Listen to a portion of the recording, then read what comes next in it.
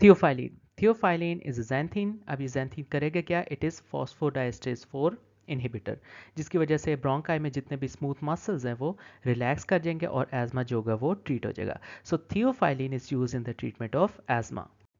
तो अगर generally asthma के मैकेनिज्म ऑफ एक्शन की बात करें तो एज़मा में हमारे पास एक इमीडिएट रिएक्शन होता है और एक डिलेड रिएक्शन होगा। जो इमीडिएट फेज होगा उसमें सिंपली हाइपर रिएक्टिविटी और स्पैज्म होगा, और जो डिलेड फेज होगा उसमें हाइपर रिएक्टिविटी स्पैज्म के साथ साथ इन्फ्लेमेशन भी होगी।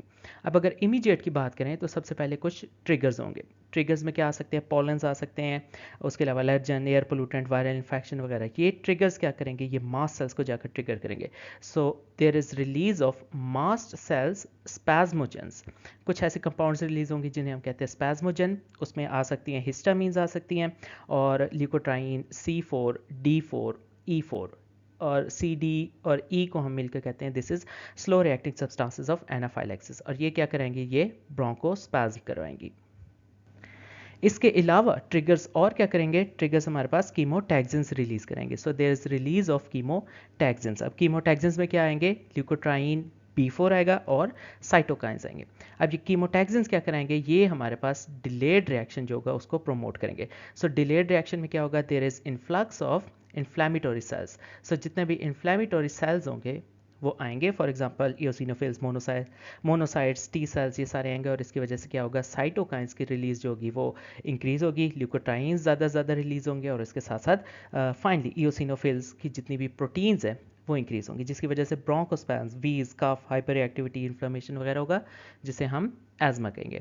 अब हर स्टेप के ऊपर कोई ना कोई ड्रग जो है वो एक्ट कर सकती है। फॉर एग्जांपल इस ब्रोंकोस्पैज्म को किस तरह ट्रीट करेंगे, जो ब्रोंकाई होते हैं उनके जो मसल्स होते हैं उसके ऊपर बीटा रिसेप्टर्स भी होते हैं, मस्कुरेनिक रिसेप्टर्स भी होते हैं।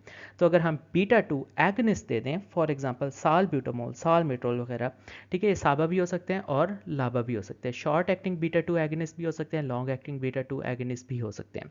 तो इसकी वजह से हम एज़मा जो है वो रिवर्स कर सकते हैं। उसके अलावा मस्कुरेनिक ब्लॉकर्स, जिसे हम कहें M3 ब्लॉकर्स, इपाटोपियम, ट्रियोट्रोपियम, एक्लिनिडियम, ये दे सकते हैं, जिसकी वजह से एज़मा को रिवर्स कर सकते हैं। इसके अलावा फॉस्फोडाइएस्ट्रेज 4 इनहिबिटर्स, जिसको थियोफाइलिन वगैरह कहते हैं, ये भी एज़मा को जो है वो रिवर्स कर सकता है। उसके अलावा हमारे पास मॉन्टिल्यूकास्ट हो सकता है। अब मॉन्टिल्यूकास्ट क्या करेगा, ये जो ल्यूकोट्राइन C4, D4, E4 है, इसको जाकर रिसेप्टर को ब्लॉक कर देगा।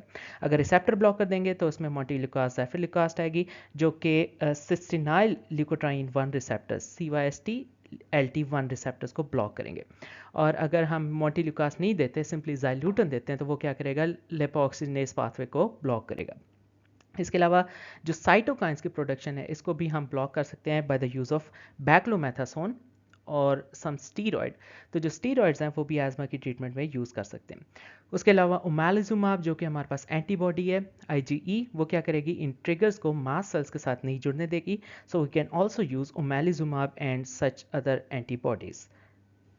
और फाइनली हमारे पास एक और ड्रग है, दिस इज कॉल्ड क्रोमोग्लाइकेट या नीडोक्रोमिल। ये क्या करेगी, ये इमीडिएट और डिलेड रिएक्शन दोनों के ऊपर एक्ट करेगी। सो जो क्रोमोग्लाइकेट है वो क्या करेगी, जो मास्ट सेल्स हैं, ठीक है, इनको जाकर छेड़ेगी, क्या करेगी, ब्लॉक करेगी, मास्ट सेल्स ब्लॉक करे, उसके साथ साथ ब्लॉक करेगी response of C fibres. So immediate या फिर अर्ली फेज में मास्ट सेल्स और जो C फाइबर्स हैं उनको जाकर ब्लॉक करेगी, दिस इज क्रोमोग्लाइकेट। और क्रोमोग्लाइकेट डिलेड रिएक्शन में क्या करेगी, ये ब्लॉक ये डिलेड रिएक्शन को ब्लॉक करवाएगी। किस तरह कराएगी, जो क्लोराइड चैनल्स हैं उनको ऑल्टर करेगी, जिसकी वजह से क्या होगा, इयोसिनोफिल्स की जो एक्टिवेशन है, यानी जिसे हम कहें इन्फ्लेमेटरी सेल्स है, उनकी एक्टिवेशन जो होगी वो ब्लॉक हो जाएगी, जिसकी वजह से ये सारा पाथवे जो होगा ब्लॉक हो जाएगा और एज़मा जो होगा टेम्परेली ट्रीट हो जाएगा।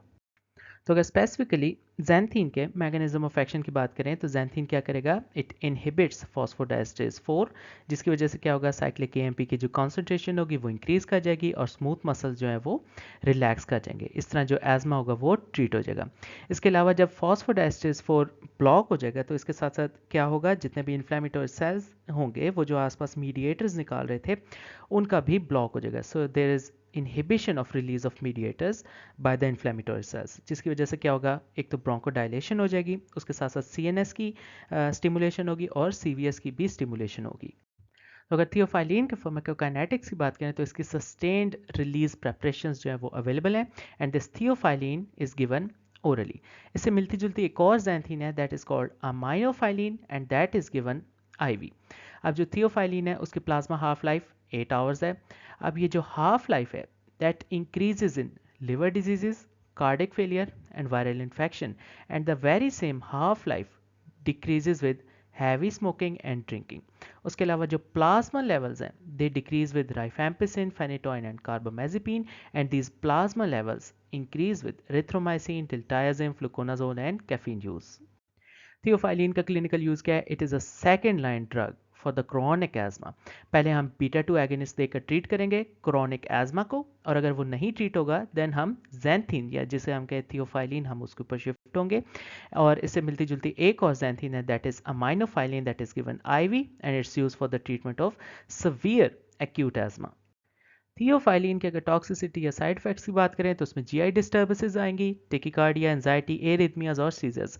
यानी सिंपल वर्ड्स में ये सीएनएस और सीवीएस की स्टिमुलेशन करवाएंगी। तो अगर बाकी ड्रग्स की बात करें जो कि एज़मा की ट्रीटमेंट में यूज़ हो सकते हैं तो उसमें बीटा 2 एगनिस्ट आएंगी। ये लॉन्ग एक्टिंग बीटा 2 एगनिस्ट भी होंगे जिन्हें हम लाबा कहते हैं, या शॉर्ट एक्टिंग बीटा 2 एगनिस्ट भी होंगे जिन्हें हम साबास कहते हैं। उसके अलावा मस्कुरेनिक 3 ब्लॉकर्स हो सकते हैं, फॉस्फोडाइएस्ट्रेज 4 इनहिबिटर्स हो सकते हैं, और स्टीरॉइड्स वगैरह हो सकते हैं। सो सबसे पहले एल्बिट्रोल, टर्ब्यूटालिन और metaproterenol, these are beta 2 agonist which are SABA. उसके अलावा फॉर्मिट्रोल, साल्मिट्रोल, इंडैक्टरोल, वेलेंट्रोल और olodaterol, these are beta 2 agonist which are LABA. उसके अलावा इपेटोपियम, टियोट्रोपियम, एक्लिनिडियम और umeclidinium, these are muscarinic 3 blockers. ये सारे क्या करेंगे? स्मूथ मसल्स को जो है वो रिलैक्स करेंगे। उसके अलावा theophylline, aminophylline, roflumilast, pentoxifylline, caffeine and theobromine, these are phosphodiesterase 4 inhibitors. उसके अलावा कुछ स्टीरॉइड्स की कैटेगरी आएगी। सबसे पहले IV steroids which is prednisone.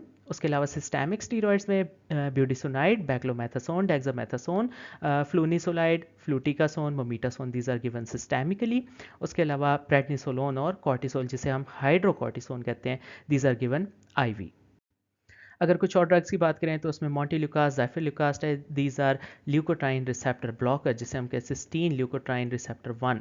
ये इस रिसेप्टर को सिंपली ब्लॉक करेंगी। और अगर ज़ाइल्यूटन की बात करें तो ये लाइपोऑक्सीजनेस पाथवे को ही ब्लॉक करेगा, जिसकी वजह से आगे जितने भी ल्यूकोट्राइंस की प्रोडक्शन है वो फॉल कर जाएगी और एजमा जो है वो ट्रीट हो जाएगा। उसके अलावा कुछ और हमारे पास ड्रग्स हैं, जैसे इन्हें हम कहते हैं cromolyn, nedocromil, these are mast cells stabiliser. ये मास्ट सेल्स को स्टेबलाइज करेंगी और डिग्रैनुलेशन को प्रिवेंट करेंगी। Then we have omalizumab, dupilumab, reslizumab, benralizumab and mepolizumab. ये क्या है? ये हमारे पास एंटी आईजीई एंटीबॉडीज़ हैं।